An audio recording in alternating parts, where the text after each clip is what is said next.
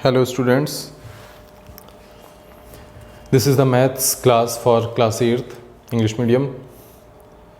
In the last class we have studied the closure and the commutativity rule for the rational numbers. Today we are going to study associativity rule for the rational numbers. Associativity.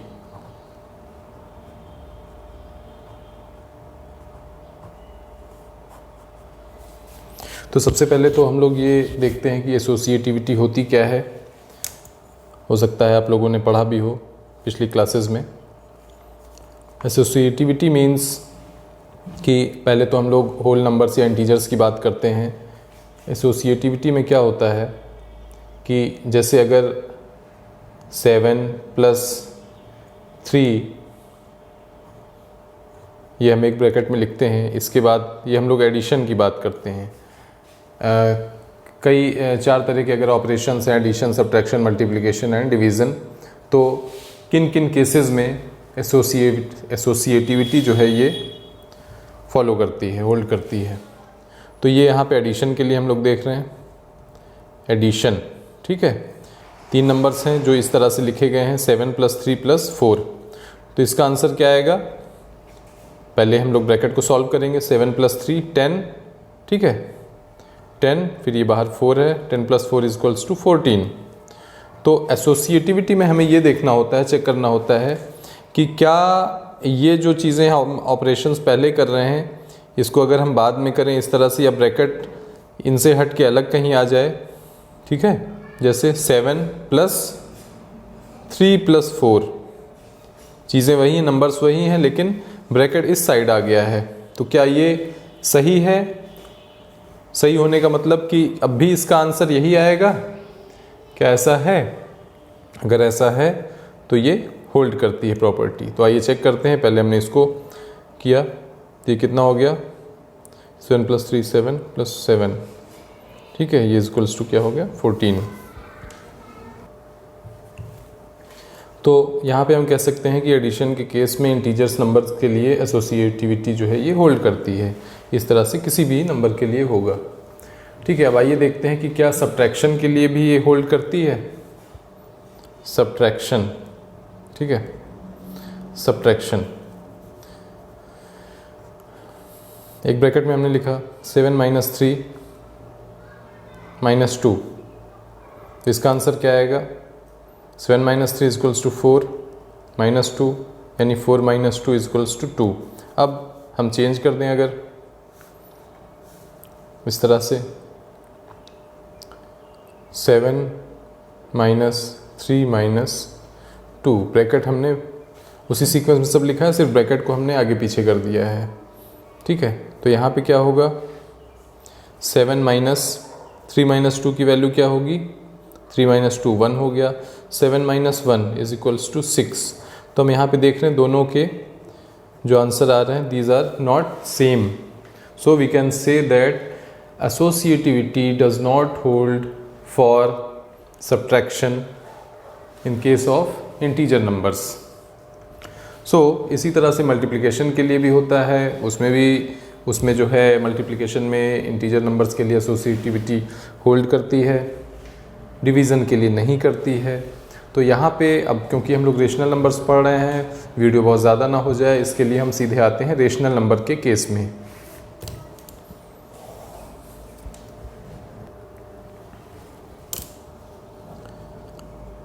Associativity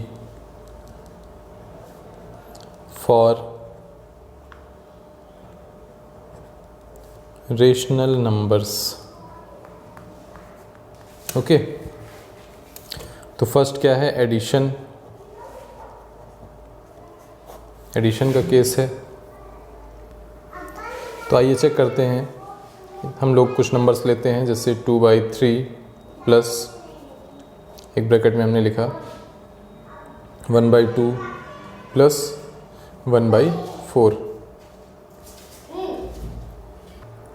तो अब हमें check करना है कि क्या ये जो है ये बराबर होगा या इसकी वैल्यू इक्वल होगी इसके, इस तरह से अगर करते हैं तो क्या ये दोनों चीज़ें इक्वल होंगी? आइए चेक करते हैं। पहले इधर सॉल्व करते हैं, फिर this is RHS, this is LHS। LHS means left hand side, LHS right hand side. Okay, तो पहले इसको सॉल्व करते हैं। इसके लिए हम क्या करेंगे, इसको ऐसे का ऐसा लिखा प्लस, अब इसका इन दोनों का ये जो था यहाँ पे फिर से लिख दे रहा हूँ, ठीक है। अब ये इज इक्वल टू हो गया 2/3 प्लस इसका एलसीएम क्या होगा 4, तो यहाँ पे कितना आ जाएगा 2, ओके, प्लस यहाँ पे क्या होगा 1, ठीक है। ये हो गया 2/3 प्लस 2 + 1 3/4, ओके। तो अब ये क्या हो जाएगा, इन दोनों का एलसीएम क्या होगा, यहाँ पे क्या हो जाएगा एलसीएम 12 हो जाएगा। तो 3 4 जा 12, 4 2 जा 8, 4 3 जा 12 और 3 3 जा 9, तो ये इज इक्वल टू हो गया 8 और 9 17/12। इसका आंसर क्या है 17/12। अब हम लोग अपने RHS की बात करते हैं। इसको अगर सॉल्व करें तो पहले हमें ब्रैकेट सॉल्व करना होगा। हमने यहाँ क्या लिखा 2/3 प्लस 1/2, ठीक है, ये ब्रैकेट में है, प्लस 1/4 एज इट इज़ उतारा पहले, ठीक है। यहाँ पे एलसीएम क्या हो जाएगा, इसका एलसीएम होगा 6, 3 2 जा 6, 2 2 जा 4, 2 3 जा 6, 3 1 जा 3, ठीक है, ये ब्रैकेट में प्लस 1/4। यहाँ पे क्या हो जाएगा आपका 6 7 और 3 4 और 3 7 प्लस 1/4, ठीक है। यहाँ पे अब हम क्या करेंगे, इसका एलसीएम लेंगे। इनका एलसीएम क्या हो जाएगा 12, ओके। इनका एलसीएम हो जाएगा 12।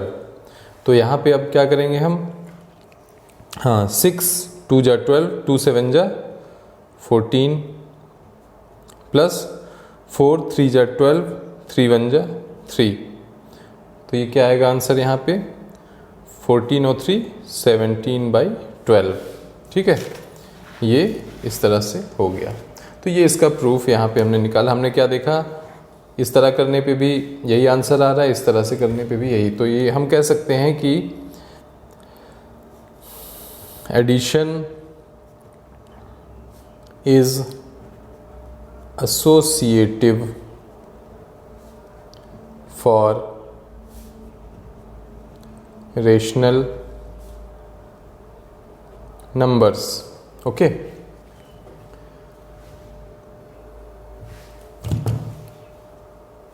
तो आज के लिए आपका होमवर्क क्या है, हम लोगों ने एडिशन के केस में देखा है, ठीक है। अब आप लोग इसको मल्टीप्लिकेशन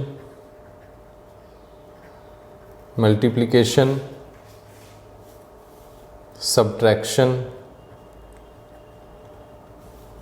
एंड डिवीज़न के लिए, डिवीज़न फॉर रेशनल नंबर्स, ठीक है, इसको आप प्रूफ करेंगे। कैसे प्रूफ करेंगे, जैसे मैंने एक एग्जाम्पल लिया था उसी तरह से आप लोग भी एक एग्जाम्पल लेंगे। जैसे मैं थोड़ा सा यहाँ पे एक्सप्लेन कर दूँ कि अगर हम डिवीज़न की बात कर रहे होंगे तो डिवीज़न के लिए हमने देखा कि